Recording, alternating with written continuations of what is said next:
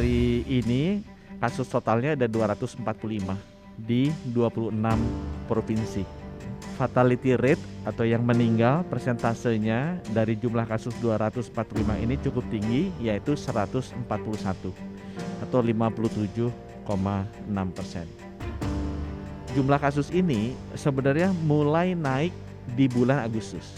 Ya. Jadi sebelum Agustus itu angka kematiannya normal, dari tahun ke tahun angkanya kecil di bawah 5. Tapi bulan Agustus itu mulai naik ke 36, September naik lagi ke 78, Oktober sampai sekarang 114, dan itu sebagian besar menyerang di bawah 5 tahun. Baru kita agak terang pada saat WHO mengeluarkan surat edaran 5 Oktober. Jadi balik lagi ya, kasus ini mulai terjadi bulan Agustus, bukan di awal tahun. Kita mulai bergerak di bulan September dengan analisa patologis yang kita dapetin tidak ketemu penyebabnya apa. Kemudian di 5 Oktober WHO mengeluarkan warning bahwa terjadi kasus yang mirip di Gambia, penyebabnya adalah zat kimia yang ada di pelarut obat-obatan. Kita melakukan konfirmasi kedua, kita lakukan biopsi yang meninggal.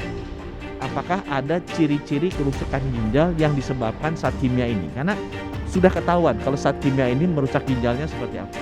Kita cek 100%. Memang terjadi kerusakan ginjal sesuai dengan ciri-ciri yang disebabkan oleh obat kimia ini. Jadi itu memperkuat bahwa penyebabnya adalah obat kimia ini.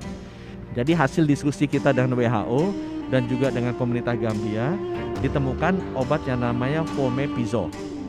Kita sudah menerima 20 file dari Singapura. Kita menunggu mungkin dari Australia akan masuk 16 lagi, either malam ini atau besok pagi. Kita sedang proses untuk beli dari Amerika. Mereka punya stok nggak terlampau banyak di sana. Kita juga sekarang sedang dalam proses untuk beli dari Jepang. Mereka ada stoknya sekitar 2000-an. Nah, ini kesiapan yang kita lakukan untuk menyediakan obat-obatnya. Dan dari obat yang sudah datang 10, kita sudah cobakan ke pasien. 7 diantaranya membaik kondisinya. Jadi pasien itu biasanya ginjalnya tuh terganggu, dia nggak bisa kencing, nggak bisa keluar air seni. Tapi begitu dikasih obat, mereka mulai keluar bayinya sedikit demi sedikit. Ada yang sudah mulai banyak, dan yang tadinya tidak sadar mulai sadar kembali.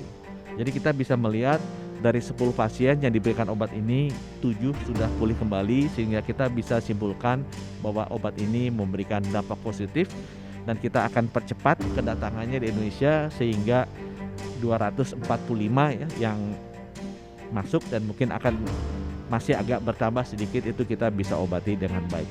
Tapi fomepizole ini adalah yang paling baru dengan efikasi yang paling tinggi berdasarkan research dari para ahli farmakologi Indonesia. Rejimnya diberikannya, standarnya sesudah diberikan itu ada 4 kali pemberian selanjutnya.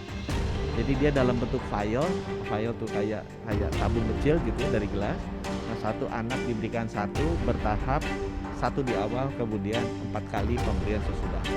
Dan kita sudah lakukan tes kalau itu diberikan dengan dosis sesuai dengan analisa teman-teman di RSCM, itu perbaikan di ginjalnya terasa. Kecuali kalau memang ginjalnya sudah demikian rusak. Kalau sudah masuk ke tahap stadium 3, itu ada angka kreatininnya, saya lupa ya. Kalau kondisi kerusakannya sudah tinggi, memang akan tetap sulit. Worry sih ya, Pasti. tapi lagi-lagi sih kalau aku kayak gitu-gitu pasti aku langsung serahin ke ahlinya aja sih. Maksudnya saat ini sih emang aku stop si paracetamol itu, karena kita nggak tahu kebenarannya gimana gitu. Jadi sebenarnya jaga-jaga aja. Terus kalaupun misalnya ya nauzubillah misalnya kita demam atau apa, ya sekarang sih selama belum ada himbauan lebih lanjut gitu ya, jadinya kita langsung ke dokter aja sih gitu. Sedih banget pasti, karena apalagi kalau itu kita nggak kebayang kalau itu terjadi sama anak kita, nauzubillah min dzalik kan. Jadi ya lebih menjaga aja sih sekarang. Jadi maksudnya nggak di luar pandemi atau kapanpun itu ya kita siap siaga aja jadi orang tua. Semoga semoga Allah tolong terus ya, maksudnya biar kita bisa jaga kesehatan anak kita, itu aja sih.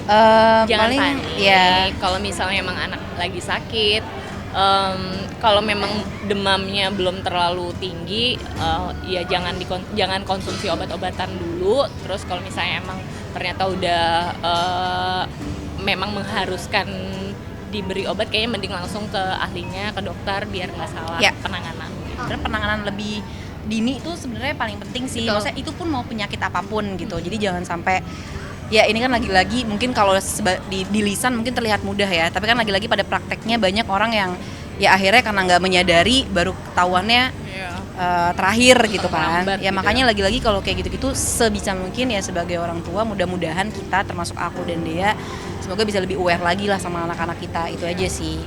Ya tanggapannya mengerikan sekali gitu loh. Sekarang kita harus lebih waspada, lebih punya jiwa cari tahu yang lebih tinggi lagi gitu loh. Jangan sembarangan untuk obat anak-anak gitu loh. Semakin kritis, itulah pentingnya kita konsultasi, pentingnya juga dunia kesehatan Indonesia semoga lebih berhati-hati yang namanya yang namanya kejahatan atau mungkin niat untuk mencari uang sebanyak-banyaknya menghalalkan segala sesuatu cara itu setiap di belahan penjuru dunia pasti ada gitu loh, nggak cuma di sini doang. Ya mungkin itu adalah oknum segelintir orang yang ingin mencari keuntungan tanpa memperhatikan pentingnya kesehatan, adanya ingredient yang membahayakan. Mereka justru lupakan. Dulu juga pernah kan ada yang namanya boraks atau pengawet makanan segala macam itu juga berbahaya. Nah sekarang dihantui lagi obat anak-anak lagi. Ya waspada banget sih sekarang, lebih ngeri banget kita. Jadi ngecek juga nggak sih Kak? Harus. Iya harus. Ini kemarin Yaya sempet juga badannya panas dan kita hati-hati banget, kita cari yang lebih alami gitu, lebih yang kayak buah-buahan atau mungkin jamu-jamuan, sayur-sayuran gitu lebih. Pokoknya sebisa mungkin kita mengikuti, mengkritisi kejadian yang ada, apa yang dilarang, obat-obat apa yang dilarang, ya itu kita mesti hindari dulu. Karena kan balik lagi keterbatasan pengetahuan kita tentang medik tuh terbatas banget. Kita kan bukan dokter, backgroundnya mesti yang tahu itu dokter gitu loh. Jadi ya harus lebih hati-hati, jangan sembarangan aja. Menjaga kesehatannya lebih diperketat lagi gitu. Oh iya, makanya saya minimal kalau pagi Ririn suka olahraga gitu, Yaya suka keluar rumah. Jadi kita kalau bisa pagi berjemur, ya minimal jalan keliling komplek. Kalau saya sukanya lari, saya lari gitu. Penting banget jaga kesehatan, jaga makanan juga. Sama pola pikir. Gue deg-degan ketika wawancara ini dilakukan. Anakku baru kemarin demam tinggi, panas tinggi. Kemarin, umur 7 tahun, namanya Ryu. Nah gue jadi ngeri kan. Mau ngapain coba, kita tanya, kebetulan ada teman-teman saudara-saudara yang dokter, saya coba cari apotek terdekat. Dulu kalau nyebut ya bisa tempra lah buat minum panas, cuman ada selain itu banyak semua ditarik-tarikin karena memang ada instruksi dari Kemkes ya, Kementerian Kesehatan, obat yang ini akan diteliti yang diduga penyebabnya mana. Kelabakan kita, itu satu. Yang kedua, gimana kalau pernah mengkonsumsi itu? Anak saya yang balita ada 2 nih cowok, 7 tahun dan 4 tahun, cowok-cowok lagi sedep-sedepnya nih. Anak kecil nih, hangat dikit kita khawatir, panas dikit, pas banget nih. Sementara teman ada yang anaknya 5 tahun lagi megap-megap gitu, gagal ginjal itu. Jadi khawatir tinggi. Nah sekarang kalau sakit pakai apa ya? Untungnya juga satu, selama ini nggak terlalu obat banget gitu. Kita ngobatin pakai tradisional masih ada. Jadi ada orang tua ke rumah yang ngasih herbal gitu ya. Sejauh ini selain herbal, ya mungkin kayak makan buah, sayur, apa yang mengandung kandungan vitamin apa yang lebih tinggi, yang dibutuhkan apa. Saya tanya, ada memang saudara juga, om dokter, tante dokter. Dari situlah saya coba mix dulu sementara, sambil menunggu keputusan obat-obat yang ditarik ini kan, peredaran yang bikin deg-degan. Itu aja paling sementara, lempar-lempar ya. Pokoknya semoga ini ditemukan juga solusinya, ada yang bertanggung jawab di sini, dan masyarakat, anak-anak tenang gitu. Itu doang poinnya.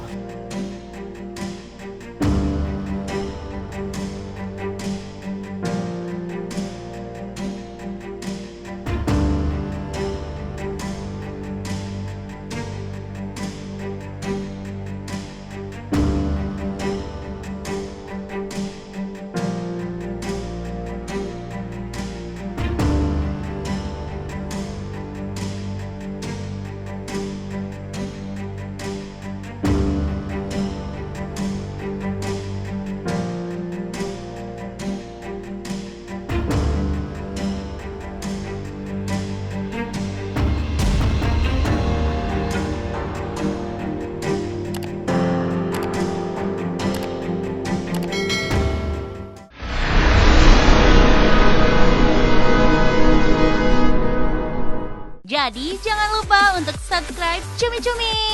Ditekan ya tombol lonceng merahnya.